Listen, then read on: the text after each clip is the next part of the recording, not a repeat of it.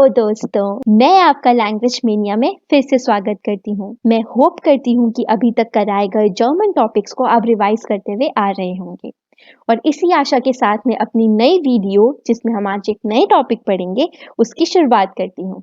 आज हम सीखेंगे क्या? आज हम सीखेंगे मोडाल वर्बन यानी कि मॉडल वर्ब्स। मोडाल वर्बन, आपको नाम से पता चल रहा होगा कि आज हम एक नई तरीके की वर्ब सीखेंगे या फिर वर्ब्स सीखेंगे। ठीक है, तो आज हम सीखेंगे कि मोडाल वर्बन जब हम एक सेंटेंस में यूज करते हैं तो फिर उसका मतलब क्या होता है, उसका फंक्शन क्या होता है, कैसे एक सेंटेंस में फर्क पड़ता है, उसका स्ट्रक्चर क्या होता है, so on and so fourth. तो चलिए, किस बात का इंतजार है? Let's go and let's learn. पहले आपको मोडाल वर्बन सिखाने के लिए मैं एक सिंपल इंग्लिश सेंटेंस का इस्तेमाल करूंगी। मैंने यहाँ लिखा है आई लर्न जर्मन। मैं जर्मन लर्न करती हूँ, मैं जर्मन पढ़ती हूँ।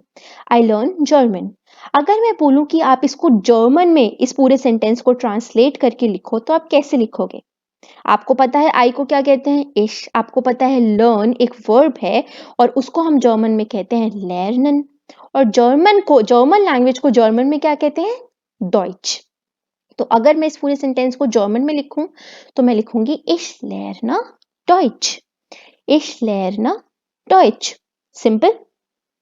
लेकिन अगर मेरे पास एक सेंटेंस है I want to learn German या फिर मेरे पास एक सेंटेंस है I have to learn German, तो क्या अगर मैं इश लर्ने डॉइच बोलूं तो क्या मेरी चाह जर्मन को लर्न करने की या फिर मेरी मजबूरी, मेरी एक नेसेसिटी जर्मन को लर्न करने की, वो आपकी तरफ कन्वे हो रही है? नहीं ना। इश लर्ने डॉइच मतलब मैं जर्मन को पढ़ती हूँ, मैं उसको लर्न करती हूँ। लेकिन अगर मैं बोलना चाहूँ मेरी चाह है उसको पढ़ने की, मेरी विश है, तो वो इश लर्ने डॉइच नहीं कन्वे कर रहा। अगर मैं बोलना चाहती हूँ मुझे करना ही करना है, हैव टू, वो इश लर्ने डॉइच कन्वे नहीं कर रहा। तो इन इमोशंस को कन्वे करने के लिए हमारे पास आती हैं मोडाल वर्बन। क्या आती हैं? मोडाल वर्बन। तो देखते हैं हम A1 में कौन कौन सी मोडाल वर्बन पढ़ेंगे। ओके, चलो देखते हैं। सबसे पहले आता है म्यूसन। टू हैव टू, किसी चीज को करना ही करना, एक मस्ट। म्यूसन। Repeat after me. म्यूसन। फिर क्या आता है? क्योनन। To be able to. Can, किसी चीज की क्षमता होना, किसी चीज को करने की क्षमता होना। क्योनन। क्योनन। तीसरी verb sollen, to be suppose to, should, कि आपको ये चीज करनी चाहिए, you are suppose to do this thing. sollen. sollen. And last verb wollen, to want to, एक चाह होना किसी की, किसी चीज को करने की। fallen. wollen. ओके, तो जब हम ये मोडाल वर्बन या फिर मोडाल वर्ब एक सेंटेंस में लगाते हैं तो फिर उसका स्ट्रक्चर क्या होता है? उसका स्ट्रक्चर कुछ इस प्रकार होता है कि पहले सब्जेक्ट आएगा, ठीक है, फिर आएगा आपका कॉन्जुगेटेड मोडाल वर्ब। जैसे आपकी सिंपल वर्ब्स आपके सब्जेक्ट के हिसाब से कॉन्जुगेट होती थी, वैसे ही यहाँ पे आपकी मोडल वर्ब भी आपके सब्जेक्ट के हिसाब से कॉन्जुगेट होगी।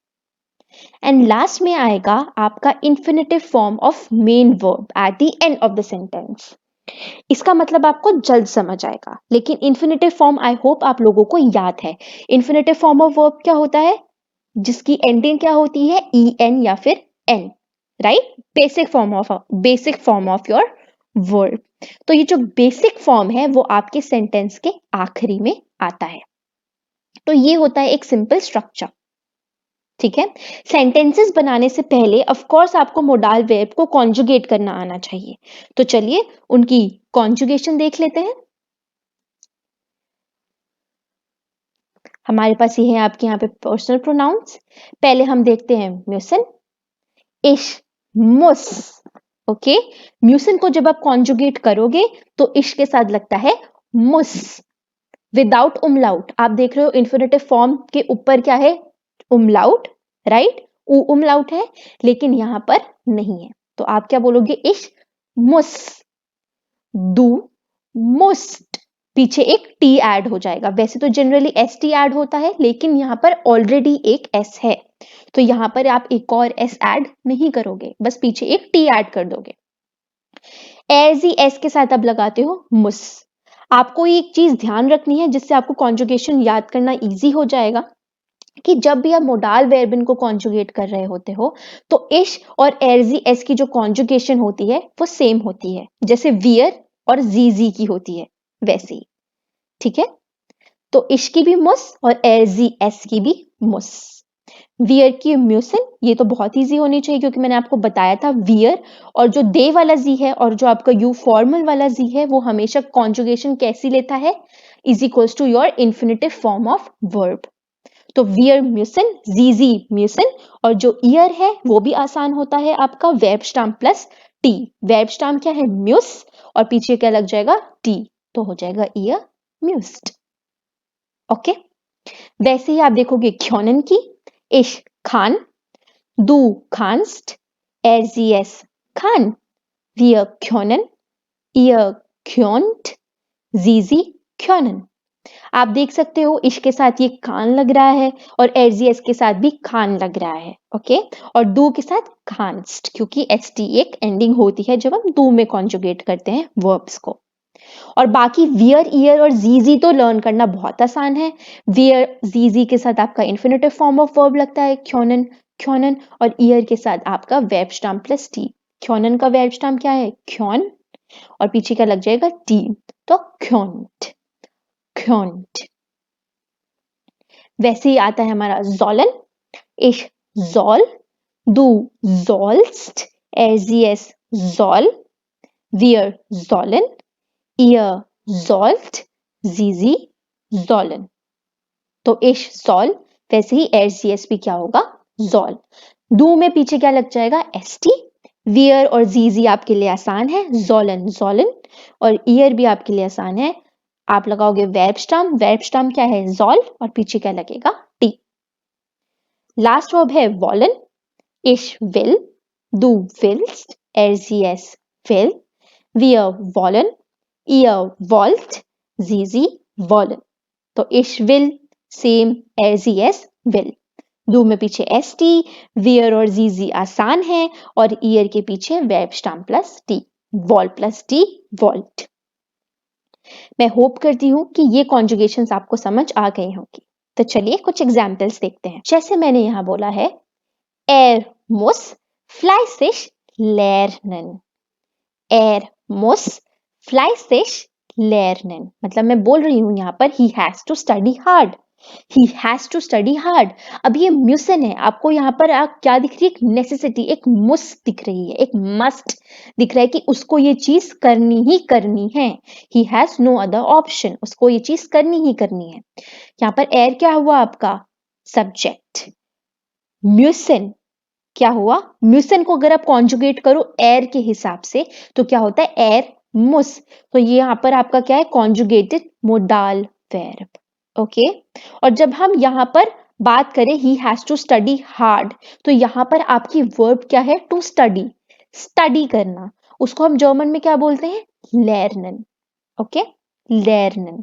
तो क्योंकि ये आपकी मेन वर्ब है तो ये इन्फिनेटिव फॉर्म में आपके सेंटेंस के आखिरी में जाएगी, तो ये लर्नन यहाँ पर है आपका main verb in infinitive form. Modal वर्बन आपकी मेन वर्ब नहीं होती, मेन वर्ब ये है जो क्रिया हो रही है। यहाँ पे किस चीज की क्रिया हो रही है, he has to study hard में स्टडी करने की, पढ़ने की क्रिया है, तो वो आपकी मेन वर्ब है। तो जो आपकी मेन वर्ब है वो उसकी इन्फिनेटिव फॉर्म में at the end of the sentence जाती है।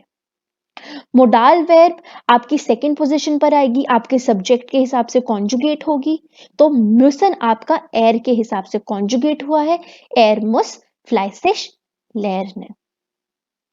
ओके, एक और एग्जांपल देखते हैं। मैंने बोला खांस्ट टू मियर हेल्फन, खांस्ट टू मियर हेल्फन, can you help me, can you help me. यहां पर आपका डू क्या है, यहां पर डू आपका सब्जेक्ट है, ठीक है। खांस्ट क्या है आपका कॉन्जुगेटेड मोडाल वर्ब, और हेल्फन क्या है आपका main verb in infinitive form. ये हमने सीखा था कि अगर आपको कभी भी कभी भी क्वेश्चन बनाना है किसी भी वर्ब से तो वो फर्स्ट पोजीशन पर आ जाता है। ठीक है, तो अगर मैं बोल रही हूँ can you help me, are you able to help me एक तरीके से, या would you be able to help me, तो यहाँ पर आपकी दिख रही है क्षमता, क्या तुम्हारे में क्षमता है मेरे को मदद करने की, तो यहाँ पर लगेगी आपकी वर्ब क्योनन। ठीक है, क्योंकि क्योंन आप डू के हिसाब से कॉन्जुगेट करोगे तो वो क्या हो जाएगी, कांस्ट। ठीक है, और यहां पर कैन यू हेल्प मी में जो आपका मेन वर्ब है ये क्या है, टू हेल्प, तो उसको हम बोलते हैं जर्मन में हेल्फन, वो आ जाएगी आपकी लास्ट में। तो कांस्ट तू mir हेल्फन, can you help me. Next देखते हैं sollen से एक एग्जाम्पल। मैंने बोला Sie sollen das Medikament einnehmen. Sie sollen das Medikament einnehmen. मतलब you should take the medicament, you should take the medicine, you should take the medicine. तो यहां पर should मतलब you are supposed to do something, और यहां पे you कौन सा है, आपका फॉर्मल वाला you। तो जब आप फॉर्मल वाले यू के साथ आप किसी वर्ब को कॉन्जुगेट करोगे तो फिर इन्फिनेटिव फॉर्म में आता है, तो यहाँ पे जोलन का जोलन ही रहेगा, और आई नेमन होता है to take something, to swallow something, वो आपका यहाँ पर वर्ब है इन्फिनेटिव फॉर्म में, तो वो जाएगा लास्ट में। ओके, लास्ट एग्जाम्पल, अगर यहाँ पे मैं बोलना चाहूं meine Schwester will ins Kino gehen, meine Schwester will ins Kino gehen, मतलब my sister wants to go to the cinema, my sister wants to go to the cinema। अब यहां पर आपका जो सब्जेक्ट है वो है meine Schwester, मतलब श्वेस्टा, और wants वो उसकी चाहत है वहां जाने की, she wants to go। तो आप अपने सब्जेक्ट जो कि श्वेस्टर है उसके हिसाब से वॉलन को कॉन्जुगेट करोगे, तो ये एड जी एस में, ये जी में आता है, तो ये क्या होगा, विल। ठीक है, और टू गो यहाँ पर आपकी मेन वर्ब है और उसको हम जर्मन में कहते हैं गेन, तो वो आ गया आपका लास्ट में। तो meine Schwester will ins Kino gehen, right? Okay. So with this we come to the end of this video.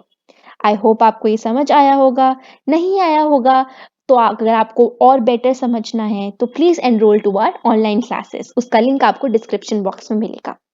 Okay okay, so please अगर आपको ये वीडियो पसंद आई है तो don't forget to like, comment, share and subscribe to our channel Language mania.